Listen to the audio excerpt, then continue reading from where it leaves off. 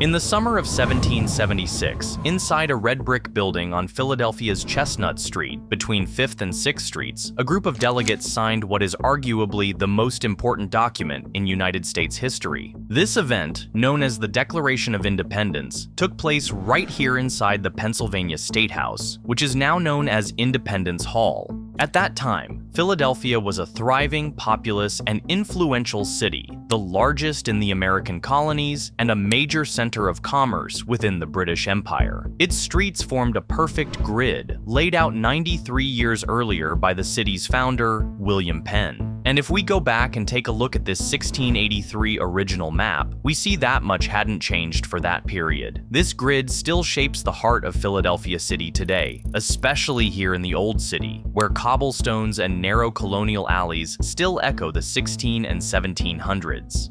In this video, we'll journey back over 3 centuries to uncover how Philadelphia first emerged and how it grew into the city we know today.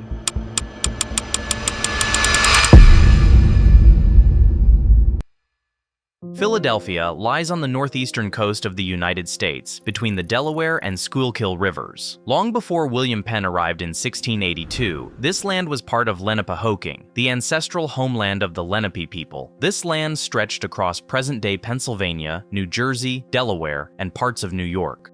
On March 4, 1681, King Charles II granted William Penn a royal charter to establish the colony of Pennsylvania. The charter was given as payment for a 16,000-pound debt owed to Penn's father, Admiral Sir William Penn, and it made William Penn the proprietor of the new colony. The territory was named Pennsylvania in honor of the admiral, with Penn added to the word Sylvania, which Penn had originally chosen to describe the wooded area. When William Penn founded Philadelphia in 1682, he envisioned a green country town built on Enlightenment ideals, order, health, and harmony. He named the city Philadelphia from the Greek word for brotherly love, combining philos, which means beloved, and adelphos, which means brother. That same year, Penn appointed Thomas Home as Surveyor General of Pennsylvania, tasking him with laying out the new settlement along the Delaware River. The site stretched 2 miles east to west between the Delaware and Schuylkill rivers, encompassing about 1,200 acres. Home imposed an orderly rectangular grid on the tract, completed in 1683, with streets crossing at right angles and organized around a large central square and 4 smaller squares, one in each quadrant. The green space at the center is now called Center Square and is the site of Philadelphia City Hall. High Street, which is now present-day Market Street, together with Broad Street, were deliberately kept wide to reduce the risk of devastating fires like the one that destroyed London in 1666. The east-west streets were named after trees such as chestnut, walnut, spruce, among others, while the north-south streets were numbered from 1st through 13th. This plan was used both as a reference for construction and as promotional material to showcase the unique, rational design of Penn's emerging city. We have to acknowledge that geography played a central role in shaping the founding of Philadelphia. The city's location between the Delaware and Schuylkill rivers was carefully chosen by William Penn for its strategic and economic advantages. The Delaware River, in particular, provided a deep, navigable waterway that connected the city directly to the Atlantic Ocean, making it ideal for trade, shipping, and commerce. The rivers also served as natural boundaries that framed Penn's original grid and defined the city's early expansion limits. The relatively flat terrain between the 2 rivers made Philadelphia easy to survey and build upon, which helped Thomas Home implement Penn's rectilinear city plan. The land was fertile and forested, ideal for agriculture and settlement, while the network of Native American trails later evolved into major roads and trade routes.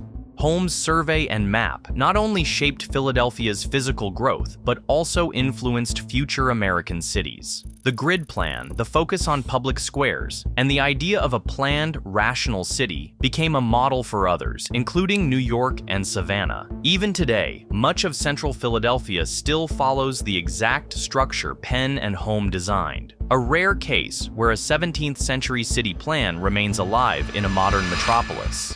To populate this new city, Penn offered land to people in England and Europe through a program called the First Purchasers. These early investors, many of them Quakers, artisans, and merchants, received both urban lots within the grid and larger tracts in the countryside. By 1700, Penn had sold approximately 800,000 acres of land. This is well illustrated in this Holmes's 1687 updated map showing delineated lands taken up by first purchasers during the first years after settlement. Most of the land was bought around the present-day Philadelphia, Delaware, Chester, Bucks, and Montgomery counties. City lots were long and narrow, with room for gardens and wells, reflecting Penn's goal of a green country town. While the official plan had wide avenues, landowners often subdivided lots and created narrow alleys and side courts to squeeze in more homes and rentals. These tiny lanes, like Elfreth's Alley, which is the oldest continuously inhabited residential street in the US, still exist today. These alleys were not part of the original plan. They were a workaround for land profit and housing demand. Although Penn's city plan was officially implemented, the city didn't grow exactly as intended. The early settlers did not follow Penn's vision of a green country town with homes spaced far apart and gardens between. Instead, they crowded along the Delaware River, near the port and shipping hubs, ignoring the plan's westward layout toward the Schuylkill.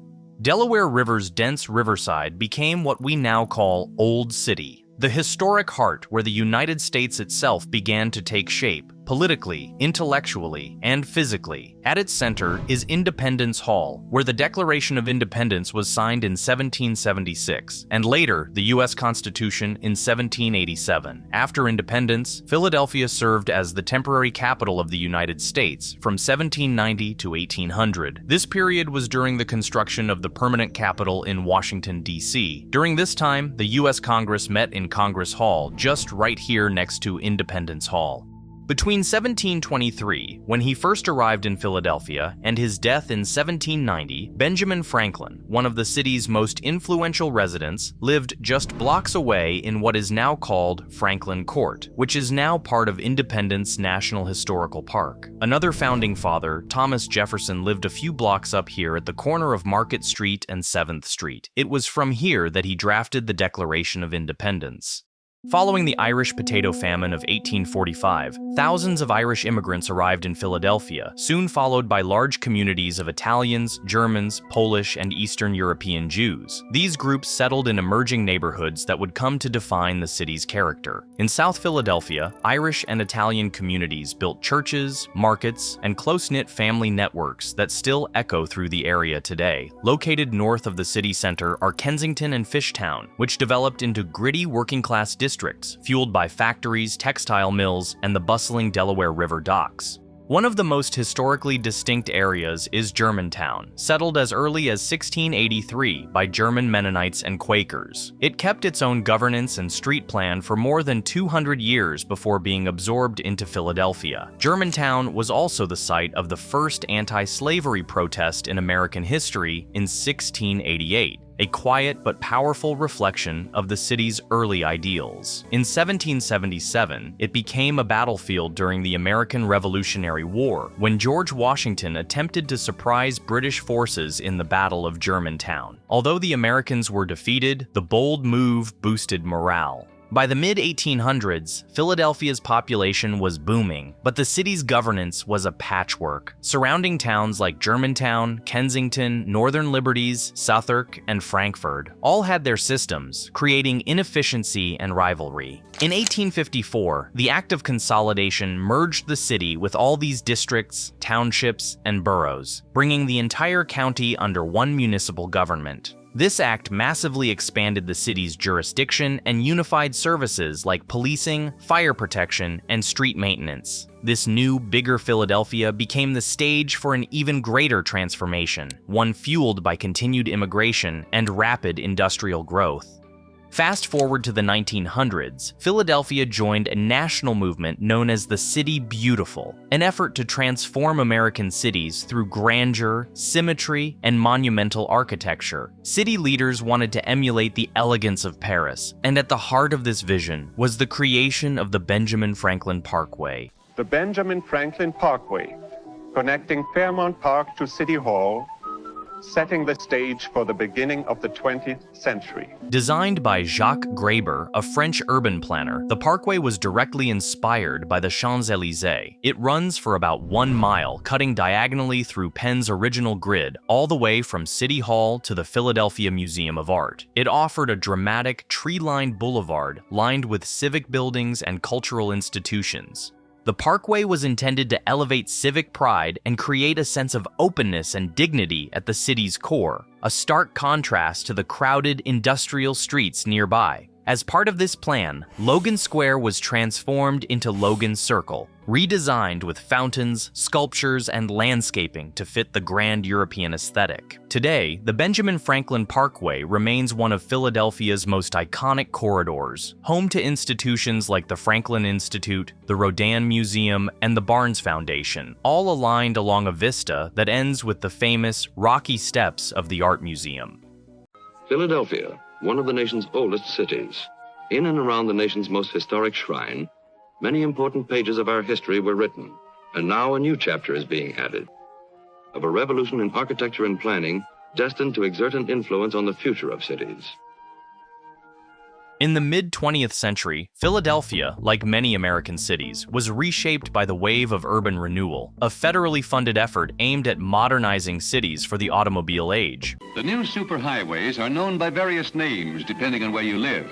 You might call them expressways, turnpikes, parkways, or throughways. Backed by highway money and a growing belief in car-centric infrastructure, planners carved massive roadways through the city. The most damaging was Interstate 95, which sliced along the Delaware River, and Interstate 676, which cut straight through densely populated neighborhoods. Philadelphia's Chinatown was literally split in half by Interstate 676, severing businesses, families, and streets that had once been tightly connected. Even more devastating was the destruction of Black Bottom, a thriving black neighborhood near the University of Pennsylvania. In the name of progress and scientific research, the area was bulldozed to make way for what became University City, displacing thousands of residents who were given little to no support in relocating. Leading the city's planning during this era was Edmund Bacon, Philadelphia's influential and controversial city planner. To present the resolution of this total effort and define its principal strength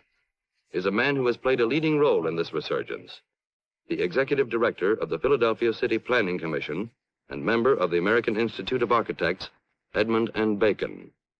The redevelopment of a significant part of a city presents an entirely different problem from that of designing an individual building or group of buildings. While he brought modernist ambition and some smart redevelopment to the city, many of his projects also led to deep social and physical scars.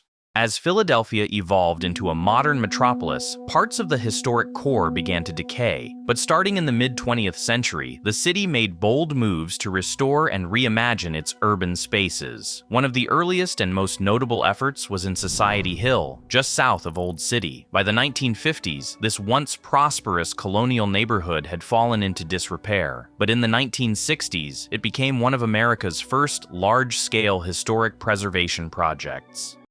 This is the oldest part of Philadelphia, the place where our city began and where our nation was founded. If any place in the world was worthy of being rescued from decay, this was it.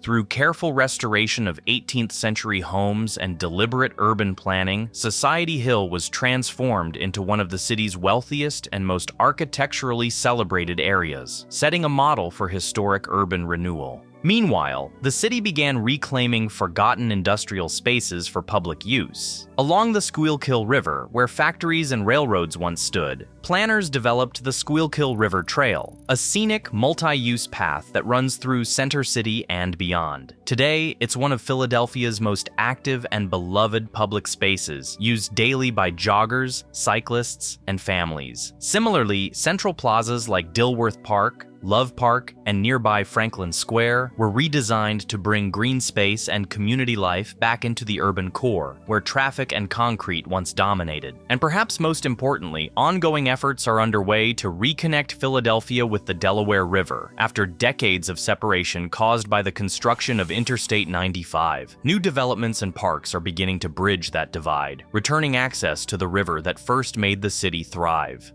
For most of the 1900s, no building in Philly rose taller than the statue of William Penn on City Hall, a 548-foot informal height limit that preserved the founder's symbolic place in the skyline. That changed in 1987, when One Liberty Place broke the tradition and kicked off the skyscraper era. Today, zoning laws guide building heights. Most neighborhoods cap buildings at 35 to 65 feet, which is why row houses still dominate. In Center City, much taller buildings are allowed, especially if developers earn bonuses for public space or good design.